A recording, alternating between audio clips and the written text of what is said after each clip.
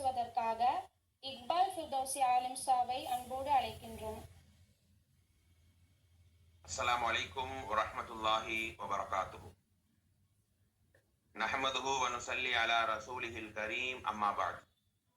அளவற்ற அருளாளனும் நிகரில்லா பேரன்புடையோனுமாகிய அல்லாஹ்வின் திருப்பெயரை போற்றி புகழ்ந்து ஆரம்பிக்கிறேன். அல்லாஹ்வினுடைய அருளும் கிருபையும் நபிகள் நாயகம் ஸல்லல்லாஹு அலைஹி வஸல்லம் அவர்கள் மீதும், அவர்களின் குடும்பத்தார்கள், சஹாபாக்கள், ஏனைய இந்த சபையிலே பங்கெடுத்திருக்கிற என் மீதும் உங்கள் மீதும், என்னுடைய உங்களுடைய தாய் தந்தை, என்னுடைய உங்களுடைய குடும்பத்தினர், என்னுடைய உங்களுடைய உற்றார் உறவினர்கள் அனைவர் மீதும் அல்லாஹுடைய கருணையும் மன்னிப்பும் என்றென்றும் நிலவட்டுமாக. நமது குடும்பத்தில் நண்பர்களில் வாழ்ந்து மண்ணறைகளில் வாழ்ந்து கொண்டிருக்கிற அனைவர் மீதும் அல்லாஹுவின் கருணையும் மன்னிப்பும் என்றென்றும் நிலவட்டுமாக. அன்பிற்கினிய சகோதரிகளே, தாய்மார்களே, பெரியோர்களே, களஞ்சியம் சையத் முகமது தம்பி மதரசாவின் மூலமாக அவ்வப்போது நடைபெறக்கூடிய இந்த பயான் நிகழ்ச்சியில் நாம் பங்கெடுப்பது உண்டு. அல்ஹம்துலில்லாஹ். குறிப்பாக ரமலானுடைய மாதம் வந்து விட்டால் இன்னும் ஒரு புத்துணர்ச்சியோட, இன்னும் மார்க்கத்தை அறியணுங்கிற ஆவலோட, இறைவனுடைய அருள் மலையில் நனையணுங்கிற பேர் அருளோடு நாம் இந்த பயான் நிகழ்ச்சியில் நாம் பங்கெடுத்திருக்கிறோம். அல்ஹம்துலில்லாஹ். பலர்களும் ஓய்வெடுக்கிற, உலக வேலையில் ஈடுபடுகிற இந்த ஒரு நேரம் அல்லாஹுடைய வார்த்தையும் பெருமானாருடைய சொல்லையும் கேட்கிற முழுமையான ஒரு பாக்கியத்தை எனக்கும் உங்களுக்கும் அல்லாஹ் தந்தானே. அதற்காகவே உங்கள் எல்லாருமே மியூட்ல போட்டுருங்க கொஞ்சம். ஆலிம்சாக்கு நிறைய வேலை இருக்குது, அதெல்லாம் விட்டுட்டு நமக்காக பயான் பேச வந்திருக்காங்க. நீங்க வரும்போதே மியூட் எல்லாத்தையும் வச்சுட்டு வாங்கம்மா. மியூட் எடுத்துருங்க, டக்கு டக்குன்னு மியூட் பண்ணிட்டே வாங்க.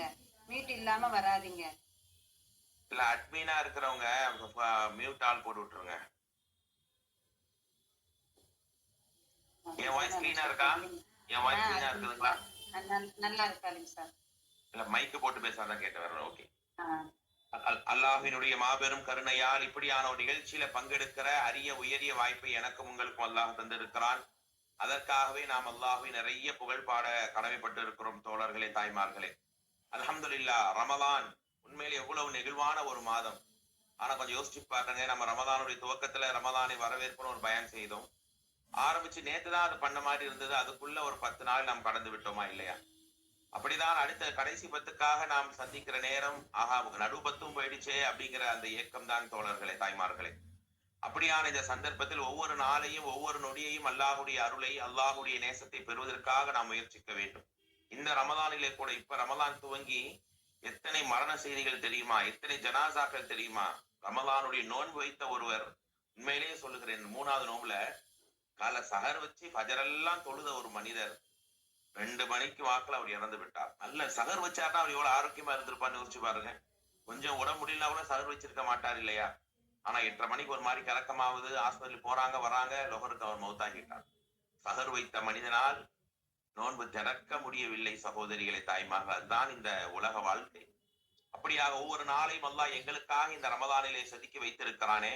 அப்படியாக இந்த ரமலானை இன்னும் நாங்கள் உயிரோட்டமாக இறை அச்சத்தின் அடிப்படையிலே இறை தூதருடைய சொல்லினுடைய நிலையில் நாம் கழிக்கணுமா இல்லையா? சகோதரிகளை, தாய்மார்களே, உலக வேலைகள் இருக்கலாம், சமையல் வேலைகள் இருக்கலாம், குடும்ப வேலைகள் இருக்கலாம், ஆனால் எல்லாம் இந்த உலகம் தான் சகோதரிகளே.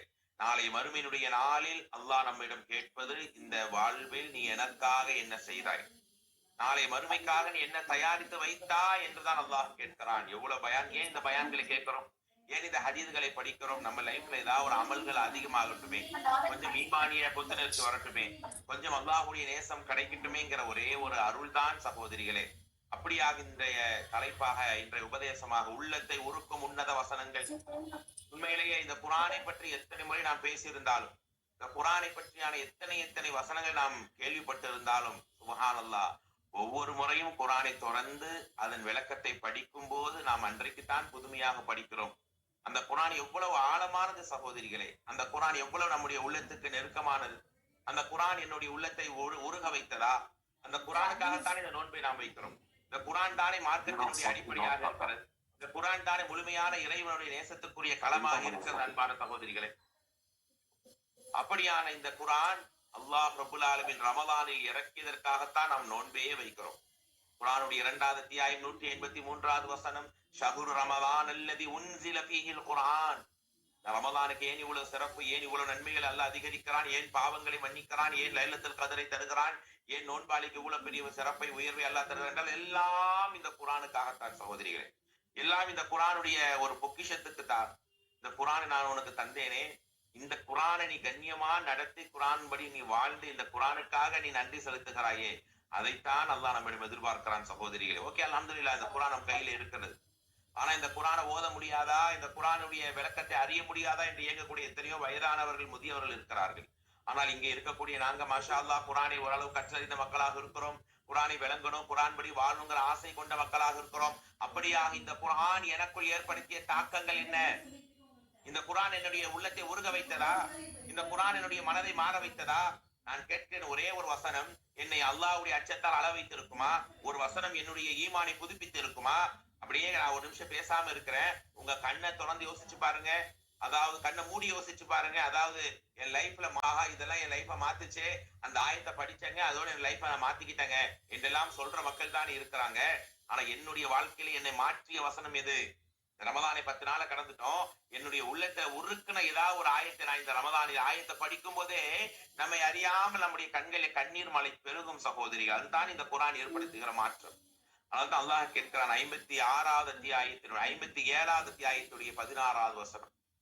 57வது அத்தியாயம் சூரா தஹ்தீத், சூரா அல் ஹதீதினுடைய 16வது வசனம், 57 16வது வசனம். அல்லாஹ் கேட்கிறான், எல்லாரும் படித்து பார்க்க வேண்டிய வசனம்.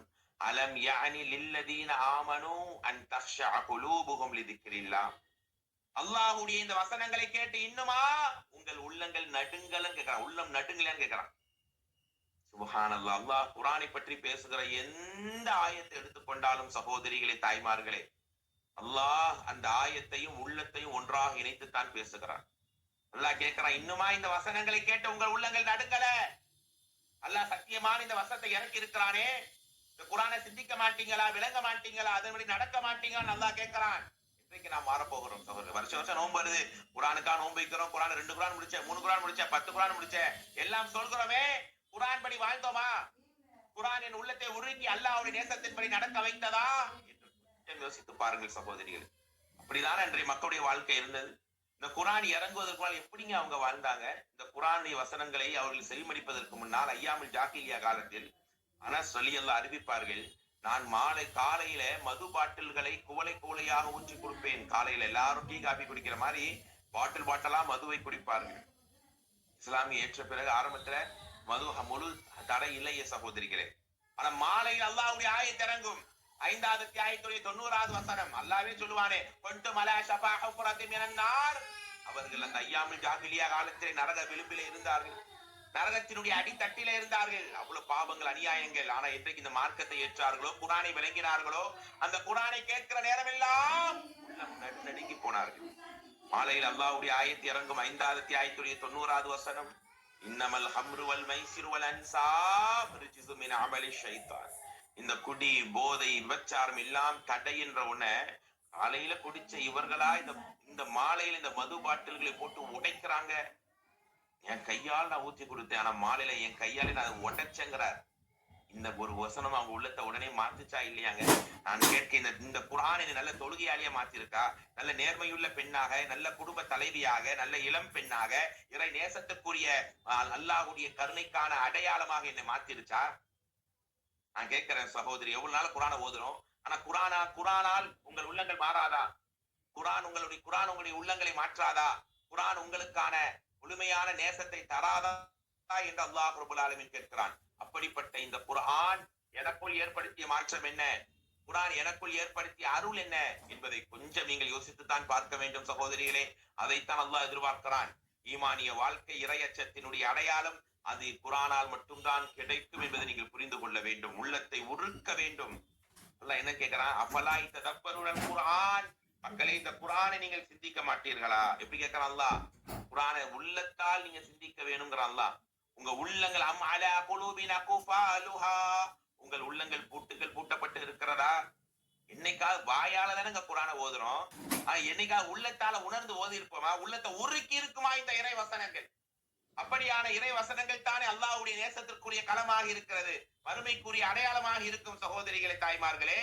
அப்படிப்பட்ட இந்த குர்ஆன் ஒரு அடியானுடைய வாழ்க்கையிலே மாற்றத்தை தராமல் போனால் இப்படிங்க மறுமையில ஷஃபாஅத் செய்யும். இந்த நோன்பும் குர்ஆனும் தானே மறுமை நமக்காக என்ன பரிந்துரை. பாப்பா வருவாரா தெரியாது, அம்மா வருவாங்களா தெரியாது, உறவுகள் வருவாங்களான்னு தெரியாது. ஆனால் இந்த குர்ஆன் வரும். குர்ஆன் பேசும் சகோதரிகளே. அல்லாஹ்வே இந்த குர்ஆனை ஓதினானே, குர்ஆன் படி நடந்தானே ரச்சஹா, பக்ராவை ஓதினான், ஆல இம்ரானை ஓதினான், உன் கட்டளைகளை எல்லாம் கண் கலங்க கேட்டானே, உன் அருள் வசனங்களை எல்லாம் ஈமானோடு படித்தானே, உன்னுடைய ஆயத்தின்படி நடந்து உன்னுடைய வெறுப்பை சம்பாதிக்க கூடாதுன்னு பாவத்தை விட்டு விலகுனானே அல்லாஹ், இவனுக்கு நீ கருணை காட்ட, இவனை நீ பொருந்திக் கொள்ள என்று குர்ஆன் நம்மை பார்த்து பேச வேண்டும் சகோதரிகளே. ஆனா குர்ஆன் நமக்குள்ள ஏற்படுத்திய மாற்றம் இந்த ரமலானில் இதை பற்றி யோசிக்காமல் குர்ஆனை நினைத்து ஒரு சொட்டு கண்ணீரை நீங்கள் வடிக்காமல் இந்த ரமலானை விடை கொடுக்க வேண்டாம் சகோதரிகளே. இந்த குர்ஆன் எப்படியாக நம்ம உள்ளத்தை உருக்கும் என்றால், நான் நிறைய உங்களுக்கு வரலாறுகளை சொல்ல போகிறேன் இன்ஷா அல்லாஹ். அன்றைக்கு இந்த குர்ஆனை வேணாம், குர்ஆனை ஓதுனாலே அடிப்பாங்க, மிதிப்பாங்க, தொந்தரவு கொடுப்பாங்க அப்படியான எதிரிகள் குறைஷிகள், அவர்களுக்கே இந்த குர்ஆன் உள்ளத்தை உருக்குச்சா இல்லையா? நீங்க கேட்கலாம், ஆலிம்சா அவங்க எல்லாம் அரபி தெரிஞ்சவங்க, சாதாரணமாவே அரபி புரியும், அதனால உள்ளத்தோட கனெக்ட் ஆச்சு, எங்களுக்கு என்ன, நாங்க ஏன் முயற்சி பண்ணல? அல்ஹம்து சூராவை ஓதும் போது ஒவ்வொரு சூறாவுக்கும் அல்லாஹ் பதில் கொடுக்கிறான் தெரியுமா உங்களுக்கு? அல்லாஹ்வுடைய அந்த அருளை கேளுங்கள். அல்ஹம்துலில்லாஹி ரப்பில் ஆலமீன், என் அடியான் என்னை புகழ வேண்டும் என்று புகழ்ந்து விட்டான். அர் ரஹ்மான் அர் ரஹீம், என் அடியான் என்னை கண்ணியப்படுத்த வேண்டிய முறையில் கண்ணியப்படுத்தி விட்டான். எவ்வளவு அல்லாஹ் ரப்புல் ஆலமீன் சொல்லுகிறான் சகோதரிகளே. அப்படி அல்லாஹ் குர்ஆனோடு நம்முடன் பேசுகிறான். குர்ஆன் என்பது யாருடைய வார்த்தை அல்ல, மனிதன் எழுதி வைத்த வேதம் அல்ல, புத்தகம் அல்ல, அல்லாஹ்வுடைய படைத்த நம்மை எல்லாம் படைத்து ஆட்சி செய்கிறானே அப்படிப்பட்ட வல்லோனுடைய வேதம். அதனால தான் அந்த வேதத்தை எடுத்து ஓதும் போதே கண் கலங்கி விடுகிறது. அந்த வேதத்தை பற்றியான பயான் செய்யும் போதே உள்ளமெல்லாம் முருகி விடுகிறது. அந்த வேதத்தை பற்றியான செய்திகளை நாம் எத்தனை முறை கேட்டாலும் நம் கண்ணீர் மலைதான் சகோதரிகள். அப்படியான வேதம். அதற்குத்தான் 30 நாள் நோன்பு, அதற்குத்தான் தாகம், அதற்குத்தான் பசி, அதற்குத்தான் நின்று வணங்குறோம், அதற்குத்தான் லைலத்துல் கத்ர், அதற்குத்தான் இஅ்திகாஃப். அப்படியான குர்ஆன் உங்களுக்கு உங்கள் குடும்பத்தாருக்கும் நேர்வழியை காண்பித்து விட்டதா? ஆனா அன்றைய எதிரிகள் இந்த குர்ஆனை ஓதினாலே வாயில மிதிப்பாங்க, அடிப்பாங்க, குர்ஆன் ஓதின மக்களை எல்லாம் அடிச்சு கொள்ளுவாங்க. அப்படியான மக்களே இந்த குர்ஆனை எப்படியான நடைமுறையில் அவங்க புரிந்திருந்தார்கள் தெரியுமா? சுப்ஹானல்லாஹ். குர்ஆனுடைய 47வது அத்தியாயத்துடைய 24வது வசனம், அஃபலா யததப்பர் குர்ஆன் சொன்னோம் இல்லையா, அந்த ஆயத்துடைய நம்பர் பாருங்க. புகாரில 4854வது செய்தி, 4854 புகாரில வருகிறது. சுபைர் இப்னு முத்இம் என்கிற ஒரு சஹாபி, இவர் என்ன செய்யறாரு, ஆரம்பத்துல எதிரியார், மிகப்பெரிய எதிரி, எல்லாரையும் தொந்தரவு பண்ணி எல்லாரையும் அடிச்சு முஸ்லிம்களை வெறுத்த ஒரு நபித்தோழர். ஆனா அப்புறம் இஸ்லாத்தை ஏத்து, இவர் எப்படி இஸ்லாத்தை ஏத்தார் தெரியுமா? ஒரே ஒரு குர்ஆன் வசனம் தான் சகோதரிகளே. சுபைர் இப்னு முத்இம் அப்படியே மக்ரிபுடைய நேரம் காபாவை கடந்து போகிறார். அப்போது அங்கே குர்ஆனுடைய சப்தத்தை அவர் கேட்கிறார். குர்ஆனுடைய என்ன வசனம் அது? 52வது அத்தியாயத்துடைய 35வது வசனம், 52ல 35 குர்ஆனுடைய ஆயத்தை அவர் கேட்க. என்ன ஆயத்தது? அம் ஹுலிகும் மின் கைரி ஷைஇன் அம் ஹுமுல் ஹாலிகூன். ஒரே வசனம் தான். அப்ப நீங்களாவே உங்களை படைச்சுக்கிட்டீங்களா, அல்லது உங்களை படைத்த இறைவன் அங்கே இருக்கிறானா? இந்த ஒரு ஆயத்தை அப்படியே மக்ரிப்ல ஓதுறத சுபைர் இப்னு முத்இம் ரலியல்லாஹு காதால் கேட்கிறார். எத்தனை நாள் இந்த குர்ஆனை வெறுத்தாரோ, குர்ஆனை ஓதினாலே அடிப்பாரா, இந்த ஒரே ஒரு ஆயத்தை அவர் உள்ளத்தை உருக்குச்சு. யாரும் போய் தாவா செய்யல, யாரும் போய் பயான் செய்யல, யாரும் போய் அவரை வற்புறுத்தல. இந்த ஒரு ஆயத்தை கேட்டு அவர் உள்ளத்தை அப்படியே போய் டச் பண்ணிருச்சுங்க. நம்ம லைஃப்லயும் ஒரு வசனங்கள் இருக்கும், அது எத்தனை முறை படிச்சாலும் என் மனசுல நிரப்பமா இருக்கும். அந்த ஆயத்தை கேட்டாலே அழுதுருவேன், அந்த ஆயத்தை கேட்டாலே என் மனசு உருகிரும்லாம் சொல்லுவோமே, அப்படிதானே சகோதரிகளே. ஆனா இந்த ஆயத்தை கேட்கலாம, நான் உண்மையில நான் என்ன படைச்சுக்கிட்டேனா? இல்லையே, அல்லாஹ்ன்ற ஒருத்தர் இருக்கிறான் தானே, அப்ப அவன் தானே ரட்சகர், அவன் தானே என்னை படைத்திருக்கிறான். உடனே ஓடுகிறார், அல்லாஹ்வுடைய ரசூலே, அகிலத்தின் அருட்கொடையே, இந்த மார்க்கத்தை நான் ஏற்கிறேன். இத்தனை நாளா இந்த குர்ஆனையா நான் வெறுத்தேன், எவ்வளவு நேசமான ஒரு வேதத்தை நான் வெறுத்திருக்கிறேன், எவ்வளவு இறைவன் என்னோட பேசுகிற வேதத்தை நான் மறுத்திருக்கிறேன், இந்த மார்க்கத்தை நான் ஏற்றுக்கொள்கிறேன் என்று அந்த சபையிலே ஏற்றார் சுபைர் இப்னு முத்இம் ரலியல்லாஹு. ஒரு வசனம் ஒரு சஹாபியாக அவரை மாற்றியதா இல்லையா? குர்ஆனுடைய நிழலில் அவர் மாறினாரா இல்லையா சகோதரிகள்? நாம் ஏன் இந்த குர்ஆனை தொட்டு ஓதுவதில்லை? இன்னும் கூட வெட்கப்படுங்கள் சகோதரிகளை, குர்ஆனை சரியாக நாங்கள் ஓதுகிறோமா? குர்ஆன் ஓதாமல் நாளை மறுமையில் அல்லாஹ்வுக்கு முன்னால் நாம் நிற்பதை நீங்கள் கேவலமாக நினையுங்கள்.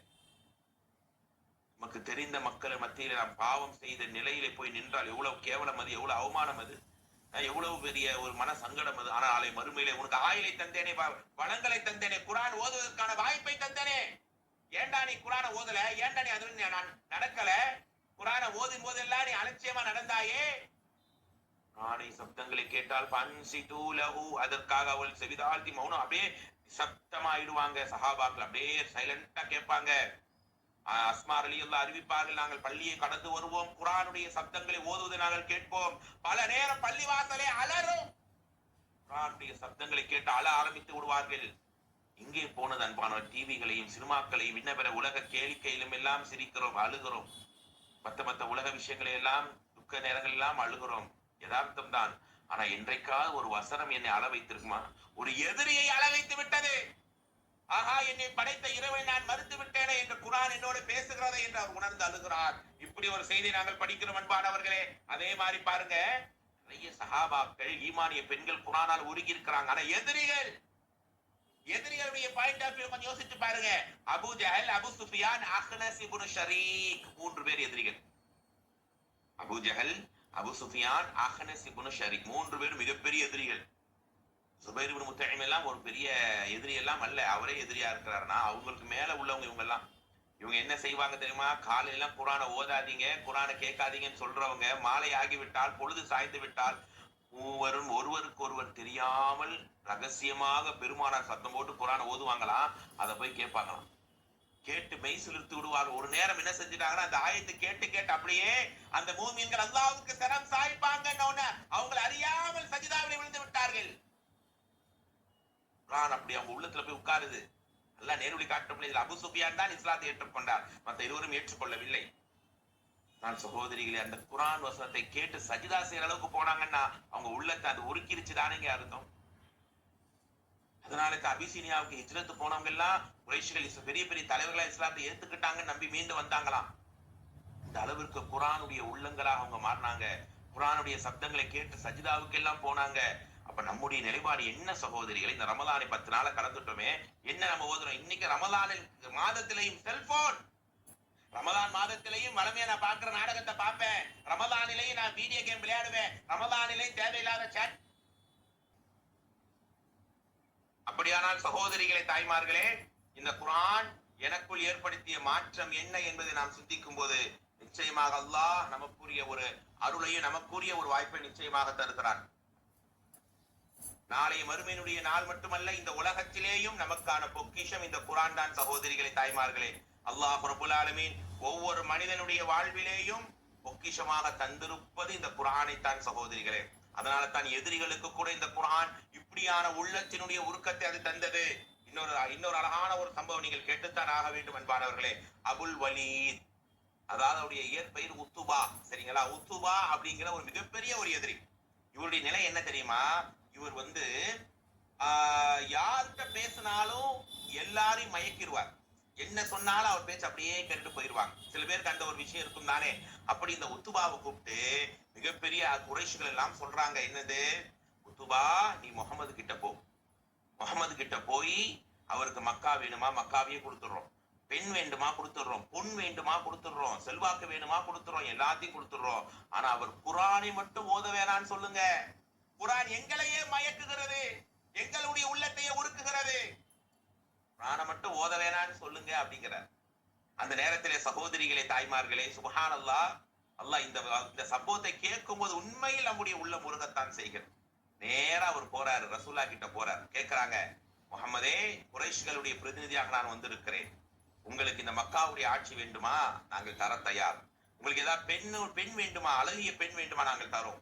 அல்லது பெரிய சொத்து பத்துக்கள் வேணுமா? தரோம். அல்லது உங்களுக்கு ஏதாவது பைத்தியமா நாங்க ட்ரீட்மெண்ட்டும் பார்க்கிறோம். இப்படி எல்லாம் கேட்டா எவ்வளவு கோவம் வரும். ஆனா பெருமானார் கேட்டால அது பராகத்தையா அபுல் வலீத், அபுல் வலீதே நீ பேசி முடிச்சிட்டியான்னு கேக்குறாங்க. ஆமான்னு உன்ன பெருமானார் ஸல்லல்லாஹு அலைஹி வஸல்லம் அகிலத்தின் அருட்கொடை பொறுமையின் பொக்கிஷம் ஒன்றுமே பேசவில்லை.